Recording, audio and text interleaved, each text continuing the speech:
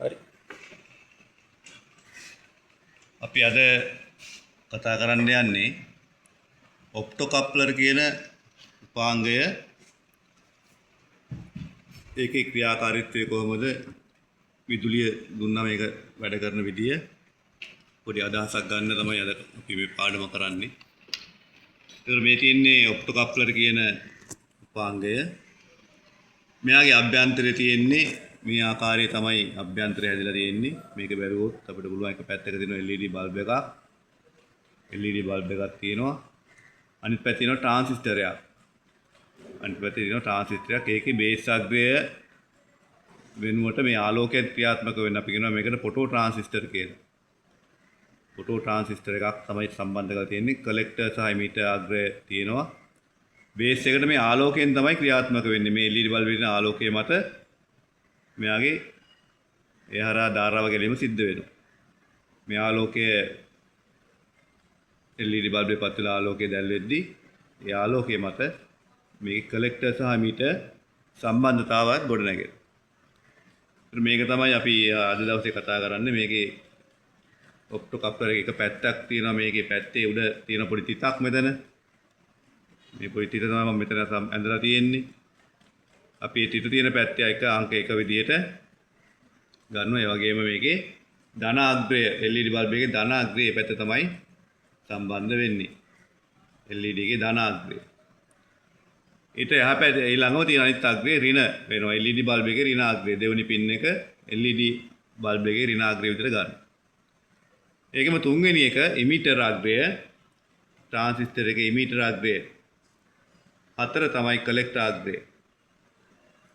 මෙන්න මේ වගේ අග්‍ර අපිට සම්බන්ධ කරගන්න පුළුවන්. මේ වගේ ඔප්ටෝකප්ලර් එක අංකය PC 817 වාගේ තව විවිධ අංක වගේ තියෙනවා. මේ PC 817 වාගේ එකක් තමයි අපි කතා කරන්නේ අද.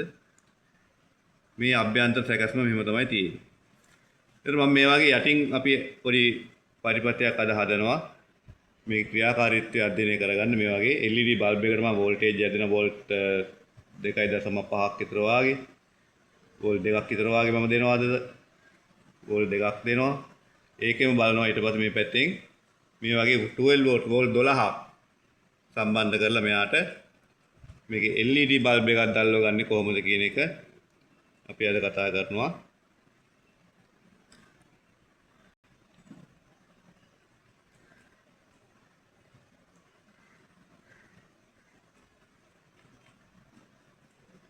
මේ ආකාරයට LED බල්බ් එකක් අපි කොහොමද මේක සම්බන්ධ කරගන්න විදිය. එතකොට මේ ඇටවුම තමයි දැන් අපි මෙතන හදන්නේ පරිපත්‍යය හදනවා මෙතනින්. මේක මෙහෙම සම්බන්ධ කරනවා.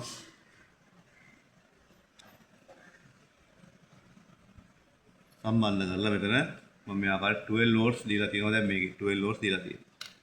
ඒකම මම මේ මල්ටිමීටරයේදී මල්ටිමීටර අභ්‍යන්තර වෝල්ටේජතාවය මේ ප්‍රතිරෝධක වලින් මේ වෝම්ස් වලින් අපිට ගන්න පුළුවන් මේ වයර් එකේ අභ්‍යන්තර වෝල්ටේජතාවයක්. මගේ වෝල්ටේජතාවය මෙතන දෙන මේ කළු වයර් එකේ ඒ වෙලාවට එන්නේ ධන විදුලිය, රතු එකේ එන්නේ ඍණ විදුලිය. ඒ වගේ මම මෙතන මෙහෙම ධන සහ ඍණ තියෙනවා මේ පැත්තට. right. මේ පැත්තට ධන සහ ඍණ විදුලිය ලබා දුන්නා. මේ පැත්තේ මේ හරහා වෝල්ටේජතාවය මෙන්න මේ හරහා වෝල්ටේජතාවයක් ගලන බව දැන් අපිට පැහැදිලි. ඔන්න මම මෙතන වෝල්ටේජතාවයක් දුන්නා මේ පැත්තට. ඒතකොට මෙතන 12 volts මම මෙන්න දීලා තියෙනවා 12 volts උඩට. මෙහෙම තිබ්බාම කලෙක්ටර් සහ එමිටර් අතර සම්බන්ධතාවය ගොඩනැගලා මෙන්න මේ බල්බ් එක පත් වුණා. right. ඒතකොට මේ ආකාරයට තමයි දැන් මේක මාරු කරලා තිබ්බොත් එහෙම බලමු. පත් වෙන්නේ නැහැ. ධන දෙන මාරුනොත් එහෙම පත් වෙන්නේ නැහැ නේ. LED බල්බ් එක පත් වෙන්නේ නැත්නම් අපේ අර වෝල්ටේජතාවයක් ගලන්නේ නැහැ. මේ ධන දෙන මාරු කරලා තිබ්බේ. දැන් ආයෙ තියෙන ධන නිවැරදිව. මේ අග්‍රේ අපි ඕම්ස් වලට දාපුවාම ඍණ අග්‍රේ ඉන්නේ ධන වෝල්ටේජතාවය. ධනාග්‍රයේ එන්නේ ඍණ වෝල්ටීයතාවය. ඒ නිසා තමයි මාරු වෙලා තියෙන්නේ. හරි. ඒතර අපි දන්නවා මේ වගේ පරිපත්‍යයක් අපිට කරගන්න පුළුවන් කාර්යය තමයි අසමාන විදුලි පරිපත දෙකක්. ඒ කියන්නේ මේ පැත්ත වෝල්ට් 12යි මේ පැත්ත වෝල්ට් 2යි. අසමාන විදුලි පරිපත දෙකක්. අපිට මෙන්න මේ ඔප්ටෝ කප්ලර් කරා සම්බන්ධ කරලා දාන්න පුළුවන්. අසමාන විදුලි පරිපත දෙකක්. සමහරට මේ පැත්ත AC පැත්තක් වෙන්න පුළුවන්.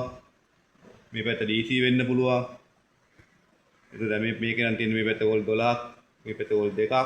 ඒ වගේ අසමාන ස්ථාන දෙකක් අපිට යා කරගන්න අවශ්‍ය වුණොත් ඒ හරහා මේ හරහා එක සම්බන්ධතාවයක් ගොඩනගා ගන්නොත් අපිට මෙන්න මේ ඔප්ටෝ කප්ලර් එක වගේ උපකරණයක් මෙයාට සම්බන්ධ කරන්න පුළුවන්. මෙයා ක්‍රියාත්මක වෙන්නේ ආලෝකයත් එක්ක. කිසිම සම්බන්ධතාවයක් වෙන නෑ. ආලෝකයත් එක්ක තමයි සම්බන්ධිත. මේ හරහා දෙපැත්ත විදුලිය වෙන වෙනම විදිහට තමයි මෙයා පිරලා තියෙන්නේ. කිසිම ආලෝක සම්බන්ධතාවයක් පමණයි. ආලෝකයෙන් විතර සම්බන්ධ. ඒ නිසා මේ පැත්තේ විදුලිය මෙහාට එන්නෙත් නෑ. මේ පැත්තේ විදුලිය එහාට යන්නෙත් නෑ. එන්නේ මේ වගේ අවශ්‍ය පරිපත වලට මෙන්න මේ උපාංගය අපිට සම්බන්ධ කරන්න පුළුවන්.